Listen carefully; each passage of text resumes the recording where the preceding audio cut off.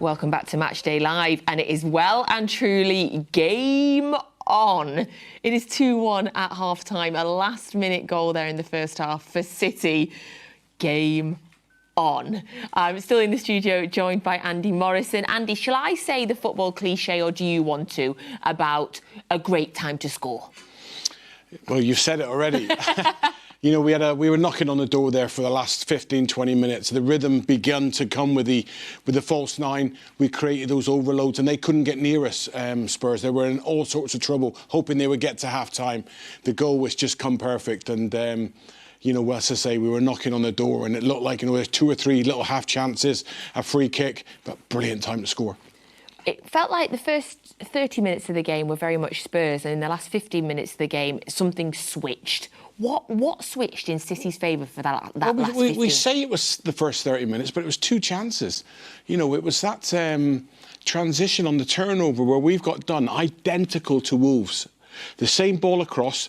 Rico can't quite get back in. Perhaps the reaction wasn't quick enough. The anticipation of the ball breaking down, and Kulusevski runs off the back of Gundogan, and then we can't really get back into shape. And then if they get everything right, the weight of the pass is right, the arrival's right, and the finish is right, you're in trouble. And then, you know, no sooner do we feel our way back into the game and bang, outside the box, you know, 25 yards, bent in the bottom corner. And you think, you know, we're in trouble here, but they just got better and better and felt their way back into it. And, you know, we said if we score the next one, you know, it's great. We've got a great chance in this game just because of the way that pattern of that game went with Phil creating overloads everywhere. And Tottenham couldn't get a grip of it. Yeah, and I also feel, given all the amount of results that we've had, the amount of games we've come from behind, not only just this season, but obviously in the history of this football club going back to your 1990 team, Andy. At 2-0, I said to you, no, I'm all right. I still fancy us. I still think we can do this, because even when we're not playing well, we have an embedded mentality now that we can always come back. Absolutely, and you know, you were more positive at 2-0. You know, I just thought there was a lack of energy and there was a lack of rhythm to our play. But, you know, they felt their way into it, and they felt their way back into the game by doing what we do, which is keeping the ball and working our way through the thirds. And it became very difficult. There was a couple of chances. And looking back at the actual goal, I think Phil's was a better opportunity just before that, with a little clip ball in again. And I mean, Nunes, you know, I think Michael said in the commentary, that is a very, very difficult skill to actually catch it on the volley and come into the ground. So easy to get ahead of yourself and balloon that one over the bar. Brilliant finish. Great bit of skill from Savinho. And, you know, he's got him on the outside. We see him drifting, but he's got this little step over, which is a little bit of a Mahrez step over, where he just sends you, and then the little clip ball in. And, you know, very promising for the second half. I'm really enjoying the comparisons of Savinho to Mahrez. I mean, what an incredible compliment! But we are really seeing that Mahrez-esque coming out in him, and I cannot believe how well he has fitted into this team. And again today, he looks so dangerous down that right-hand side. Whenever he gets the ball, I have a tinge of excitement, Andy, which is wonderful in a player. Yeah, as a, you know, a kind of like. My identity as a defensive coach and how I see the game. I love wide men. I love nothing more than getting the ball into areas one-on-one and then showing us a bit of quality that gets you out of your seats and excited. Now, I did a Q&A with some City fans, I think about a month ago, and I stuck my neck out and said, I think this lad's special. I really, really do. There's things that he does in one-on-one situations. His first touch, his awareness, he just needs a goal. And I think when one comes, I think there'll be a flood of them. But anyone who can stand you up in a one-on-one situation and then go on the inside and the outside, and the quality to clip the ball as he did, you know, I've got such high hopes. I'm so young. Now, you'll know better than me. Is it 20? Yeah, he's so young, He came fourth this week in the young player, the under-21s player at the Ballon d'Or for his performances, obviously, for last season. And you don't want to put that sort of like pressure or that title onto anyone, but I really believe he could be something special in the years to come. I really do. Brilliant. You heard it here first. Yes, Andy. And hopefully continues the excitement from the first half into the second half as well. We did go 2-0 down, though. So in terms of those Spurs goals, disappointing. The first one coming in the opening 5 minutes, Andy. I'd barely been to the toilet and got a cup of tea and come and sat down, and Spurs had scored. So we're going to blame it on FG for talking about Timo Werner. It's FG, and it's nothing to do with City, lads. Nothing to do with City or us, because we also said that he might be a threat tonight, given he doesn't get many opportunities. But in all seriousness, that first goal, as you mentioned earlier, it was a carbon copy of that Wolves goal where they caught us on the counter-attack. Yeah, they played it from the back from the keeper, went to the full-back, played it up the line, and it was a great little bit of skill where it got flicked around the corner, and there's just a split second where Kulusevski run off the back of Gundogan, and then, Kulusevski carries the ball really well, and Gundogan's not going to get back goal side. You're then hoping that the wide man takes an extra touch so that Rico can get back in, or John can get back into the right hole, and they couldn't get back. The ball was perfect, exactly the same as Wolves. The arrival at the time, and it was again Rico just not quite getting back there, to stop it, and a great finish, So every moment was perfect. The flick around the corner from that exposed Ruben further up the pitch, the first touch, the cross, the arrival, the finish.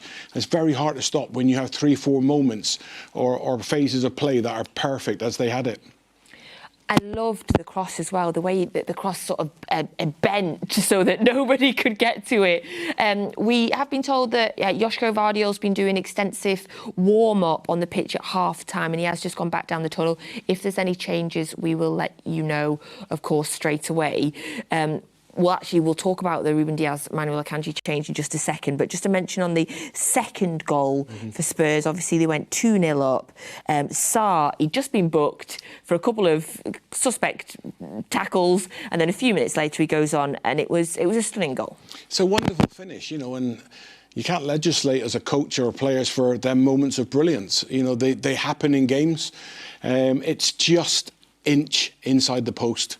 And Ortega is flat out, full out, trying to get to it. But tip your hats off and just say, what a great finish. A wonderful moment for Sarr. And then give us a mountain to climb.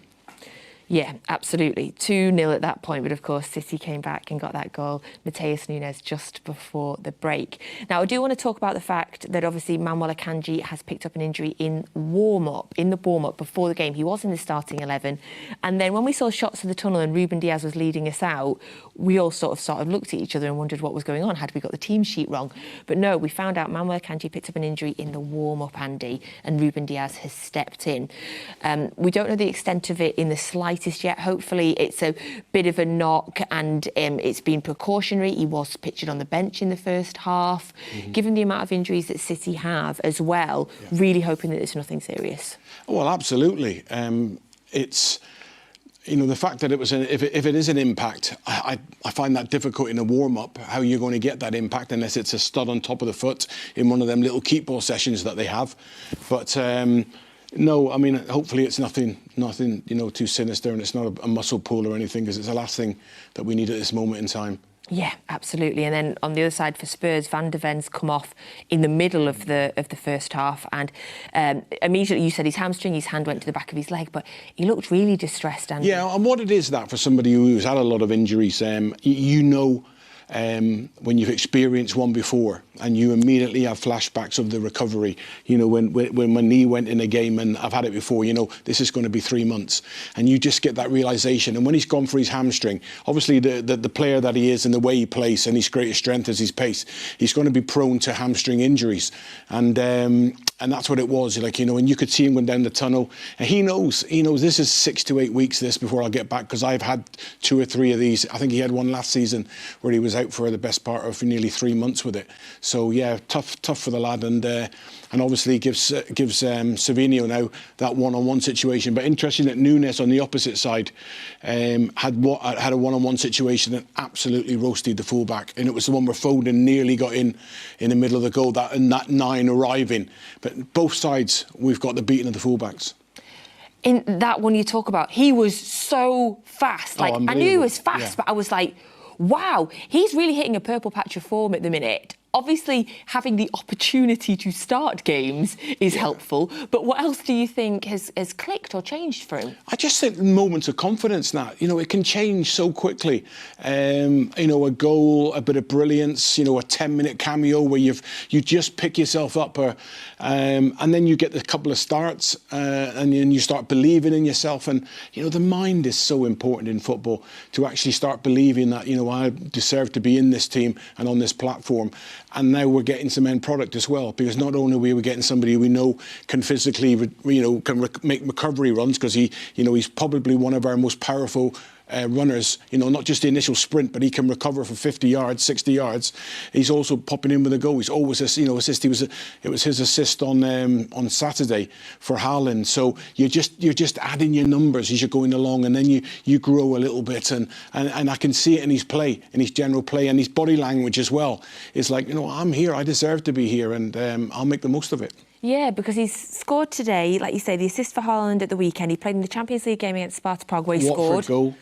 Scored against Watford as well. Yeah. He's had a few assists as well. Assist for Southampton. He really is clicking. And I say that obviously the opportunity to start helps, but even when you get the opportunity, you have to take it. And he certainly has taken it. And thankfully, it's come at a really good time for us when the injuries are stacking. Absolutely, and you know, he'll be saying, you know, just give me the opportunity. And I think I heard an interview, and he actually did say something along that lines. You know, I want to get on the pitch and I want to prove myself. Because if you look at the bench and you look at the talent that we've had, the manager still has a decision to make who I go with in this game. And I just think that as well, because there'll be things in training as well. And managers, you're watching training, you're watching body language, you're watching the eyes all the time, and you're seeing how they're carrying themselves, and you're thinking, yeah, he's ready to go in. I can see there's just a difference in his energy around the place, and that plays a huge part as well. You know, managers are watching that, especially somebody as observant as Pep will be seeing every moment in training, and every time, even stepping onto a bus and getting off a bus, you pick up everything as a manager. Wow. Yes, he does. He does seem to look even more confident, if possible, Mateus Nunes. Now, Andy, just have a little look at this for me. This is Joško Gvardiol. This is half-time. He is on the pitch. Does this look... I'm asking you to predict the future, Andy. Does this look like a warm-up? Well, not right now. Well, that's him going down the tunnel, yeah. It looks like, you know, there might be a change. I didn't see anything in the game, whether somebody's picked up something. I think Rico had a little knock on top of the foot, but seemed to run that off. You know, young O'Reilly looked like he jarred his knee, but he's come back in and actually done very well.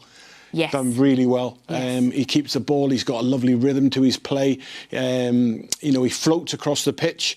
And I didn't actually, until I saw him actually up close, just how tall he was. Oh, he's really tall, isn't he? Well, as I think it was little Righty was saying before the game, that you know, it was like a Yaya Toure in his actual, when he saw him in training. You know, so he has all the qualities, and I thought he did really well.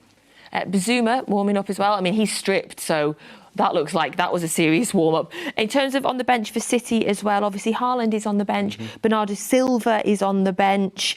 We've also got some of the young players that are on the bench as well, and Kovacic is on the bench. Are you expecting sort of any change at the start of the second half, Andy? Well, we'll see with obviously the Gvardiol, the warm-up. But I expect to see Kovacic, I expect to see Bernardo and Haaland, you know, as the game goes on. If it stays at 2-1, you know, you'll want to maybe freshen things up on 65, 70 and get the big man on the pitch who's, you know, if you want somebody to get us a goal and get us back level, it'll be, you know, Erling Haaland. Thank you. Thank you very much, Andy. Thank you. Really enjoyed that, as always. We'll be back at full time. Hopefully, we're talking about the fact that City have got a couple more goals and have made it through to the quarterfinals of the League Cup. Just a reminder, if it is a draw at 90 minutes, it goes straight to penalty. There was no extra time in this competition at this point. So, Bazuma is coming on. Let's go over to Alistair Mann and to Michael Brown, and they can let us know what the changes are and if there's anything for City as well. So, over to Ali. We'll see you in 45.